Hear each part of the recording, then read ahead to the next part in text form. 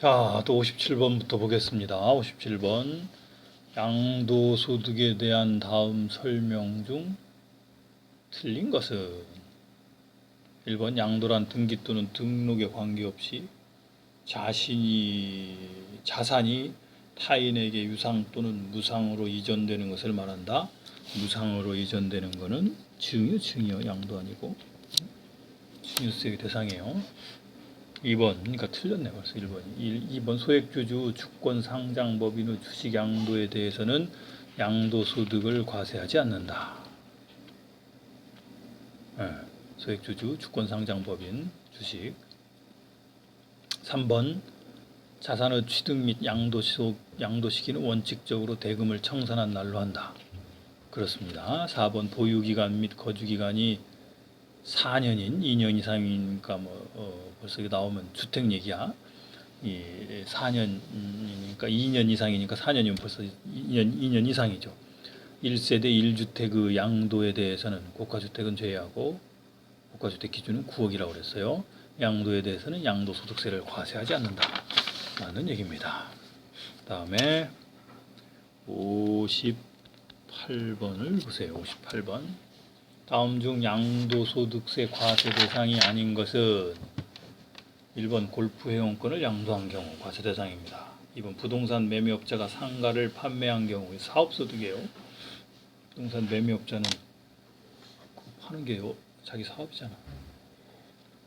그러니까 사업소득입니다. 3번 주권상장법인의 대주주가 증권시장에서 주식을 양도한 경우.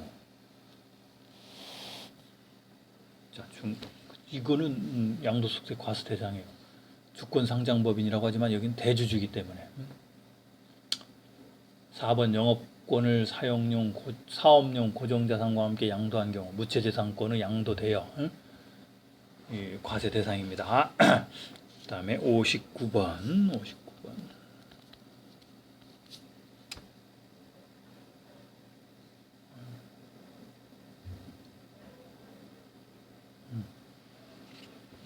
그 다음에 59번 양도소득세 과세 대상이 아닌 것은 주권상장법인 주식 소액주주 보유분. 그렇습니다.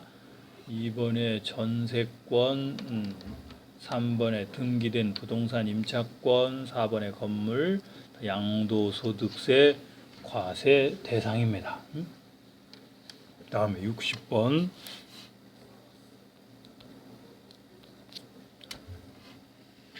중간예납 60번 다음 설명 중 틀린 것은 중간예납세액은 전년도 과세 실적을 기준으로 계산하는 방법과 해당 과세기간의 중간예납세액을 추산하여 계산하는 방법이 있다.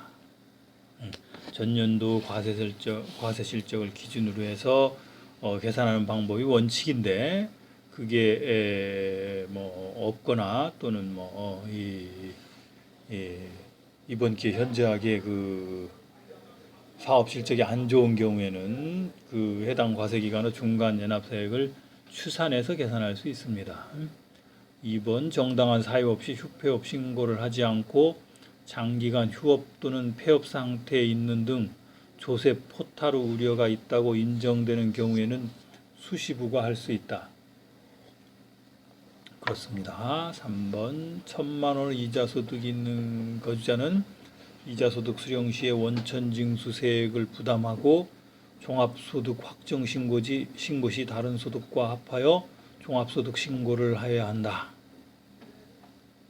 2천만 원 초과하면 그래야 되겠지만 이자소득이 2천만 원 초과하면 그래야 되겠지만 여기서는 1,000만 원이니까 분리과세요. 원천징수로 끝나는 거예요. 다른 소득과 합하여 종합소득 신고할 이유가 없습니다. 4번 근로소득만 있는 거주자는 연말정산을 하게 되므로 다음해 5월 별도 확정신고를 하지 않아도 된다. 그렇습니다. 다음에 61번입니다. 61번 소득세법상 중간예납에 관한 설명으로 틀린 것은 중간예납이란 매년 1월 1일부터 6월 30일까지의 기간 동안의 소득에 대해 소득세를 납부하는 것이며 납부기한은 11월 30일이다. 그렇습니다. 2번 해당 과세기간 중에 사업을 시작하는 자는 중간 예납 의무를 지지 않는다. 그렇죠. 3번 사업소득이 있는 거주자는 중간예납 의무를 진다. 그렇습니다. 4번 중간예납세액은 직전 과세기간의 납부세액 기준과 이게 원칙이라고 그랬죠. 그 다음에 중간예납기간 의 실적 중 거주자가 선택하여 계산한다? 아니요. 다만 전년도 실적이 없거나 전년 실적에 현저히 미달하는 경우에는 중간예납기간의 실적을 추산하여 계산할 수 있다 그랬죠. 틀린 건 4번입니다. 62번입니다. 이번엔 62번. 다음 중 소득세법상 수정신고에 관한 설명으로 가장 올바르지 않은 것은 1번 거주자가 과세표준을 기한 내에 확정 신고한 경우에 관할 세무서장이 과세표준과 세액을 결정 또는 경정하여 알리기 전까지 수정신고할 수 있다. 그렇습니다. 2번 법정 신고 기한 경과 후 5개월이 경과한 경우 수정신고를 통하여 50% 신고 불성실 가산세를 감면받는다. 또 원래 법정 신고 기한 내에 해야 되는데 경과하고 6개월 이내이면 50%만 가산세를 부과하겠다 이 말이야. 50% 빼주겠다 이 말이야. 3번 7개월 경과한 경우는 3번은 7개월 경과한 경우 얘기인데 6개월 초과하고 1년 이내인 경우에 20% 감면해 준다는 겁니다. 그 다음에 4번 보면 법정 신고기간 경과 후 1년 3개월이 경과한 경우 1년 초과 2년 이내의 경우에는 수정신고를 통하여 10% 신고 불성실 가산세를 감면받을 수 있는데 여기 5%라고 했으니까 그게 틀린 겁니다. 다음 설명 중 틀린 것은 세법은 납세자에게 최소한의 협력 의무를 지우고 있으며 이러한 의무를 성실히 이행하지 않는 경우 가산세를 부과하게 된다.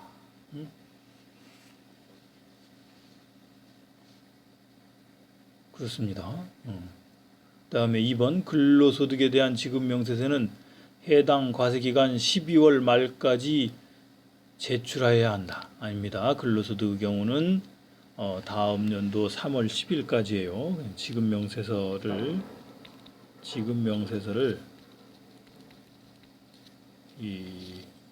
이자, 배당, 사업, 연금, 기타 소득의 경우에는 다음 연도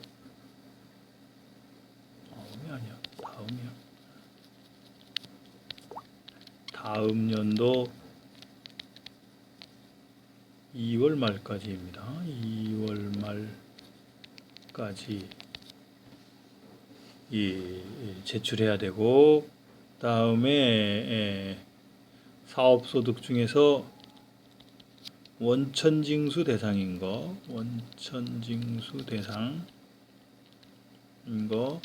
다음에 근로소득, 퇴직소득의 경우에는 다음 연도 또 다음이라고 했어요. 정신이 없어. 다음 연도 3월 10일까지 제출하는 겁니다. 이게 그러니까 근로소득에 대한 지급 명세서를 12월 말까지 제출한다 그러면 틀린 거죠.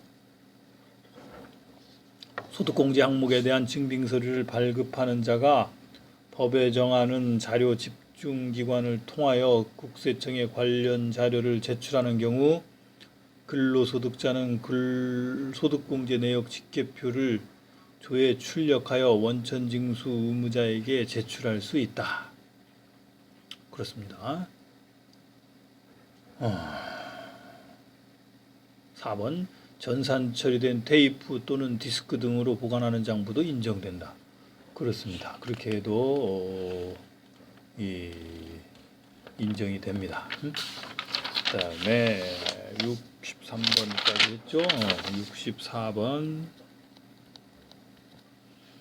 확정신고를 꼭 해야 되는 자는 근로소득과 사업소득이 있는 자, 사업소득 때문에 이 사람은 확정신고해야 돼.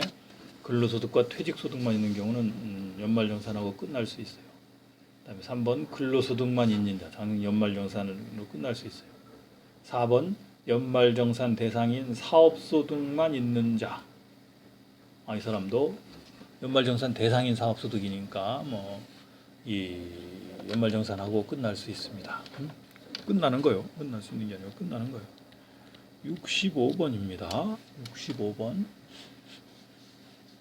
2017년 5월 25일에 퇴직한 김한일 씨의 급여를 2017년 7월 10일에 지급한 경우 김한일 씨의 연말정산 세액의 납부기한은 얼마인가? 중도퇴직자, 퇴직소득의 중도퇴직자 문제죠. 중도퇴직자.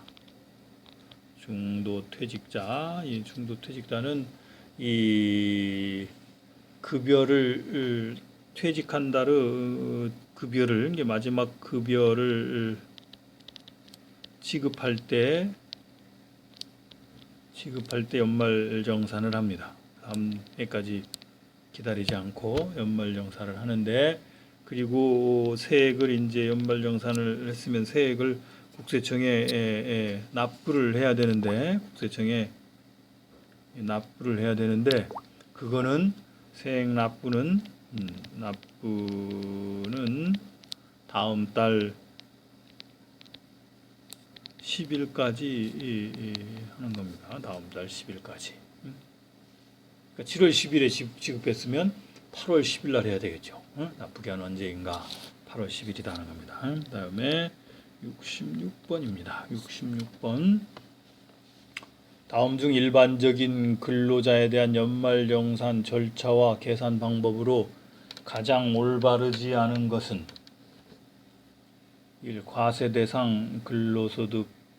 1번 과세대상 근로소득 계산을 근로자가 1년간 직장에서 받은 급여 총액의 비과세 근로소득을 가산하여 계산한다?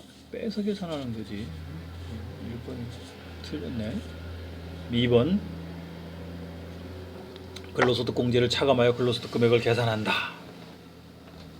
소득세법상 올바르게 계산한 근로소득 공제액을 과세대상 근로소득에서 차감한다는 겁니다. 3번 종합소득 공제를 차감하여 과세표준을 계산한다. 그렇지. 인적공제와 특별공제, 조세특례 제한법상의 공제 이런 거 소득공제한 다음에 과세표준을 계산하고 거기다 세율을 곱해서 산출세액이 계산되는데, 4번 보면 산출세액에서 세액공제 감면, 세액 감면을 차감하여 결정세액을 계산하는 거죠.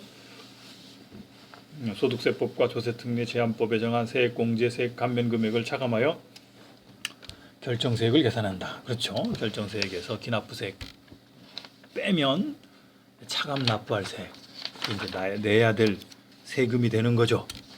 자, 여기까지 연습 문제 풀이 마치겠습니다.